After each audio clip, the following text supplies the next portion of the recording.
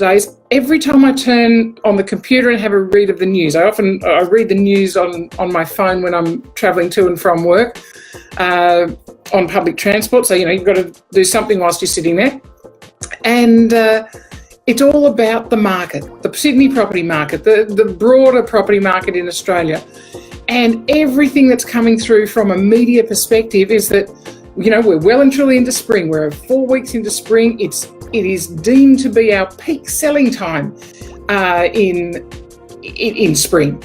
And the media is hyping that spring has brought a flurry of new properties to the market. And look, just in and of itself, yes, there's probably less than there was last spring, but there's certainly more than there were 6 weeks ago. So the more properties on the market, but we also have fewer buyers. What with the tightening of lending from the banks and lending in other lending institutions, and the commissions and the inquiries that are going on there, it's the general concern on where the market is sitting. Our buyers, they're few and far between, but they're also more cautious. So what does all this mean to you as an agent? Certainly it means something to vendors, and it certainly means something, again, on the other hand, to purchasers. So, but as an agent, you still need to work with your vendor. Here is where your skills in communication and negotiation, particularly communication, they are the key, the absolute key. And you need to keep asking your vendors and your purchasers, but particularly your vendors, questions about where they're sitting, what are they thinking, how are they working with what's their opinion, making sure you give them feedback after open homes, after any inspection. Yes, there's more work involved. Yes, it's going to take more time to get a property over the line.